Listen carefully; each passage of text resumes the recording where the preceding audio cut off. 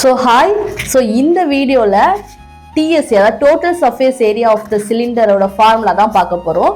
TSA என்னது டோட்டலா மொத்தமா சேர்த்து. மொத்தம்னா அங்க இருக்க என்னெல்லாம் இருக்கோ எல்லாம் சேர்த்து. அப்ப என்னெல்லாம் இருக்குன்னு ஃபர்ஸ்ட் பார்ப்போம். ஒரு சிலிண்டர்ல என்னெல்லாம் இருக்கு பாருங்க. மேல ஒரு சர்க்கிள் இருக்கா, கீழே ஒரு சர்க்கிள் இருக்கா, அப்ப 2 சர்க்கிள்ஸ் இருக்கு. நான் எழுதிக்கிறேன். 2 சர்க்கிள்ஸ் நமக்கு இருக்கு. அதுக்கப்புறமா மிடில் எப்படி இருக்கு, கர்வா இருக்கு.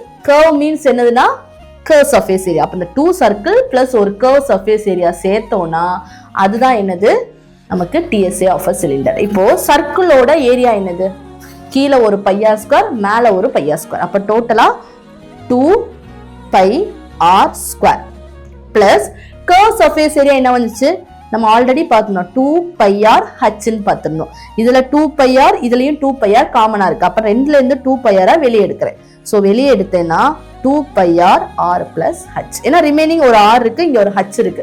r பிளஸ் h இதுதான் TSA of a cylinder. Clear?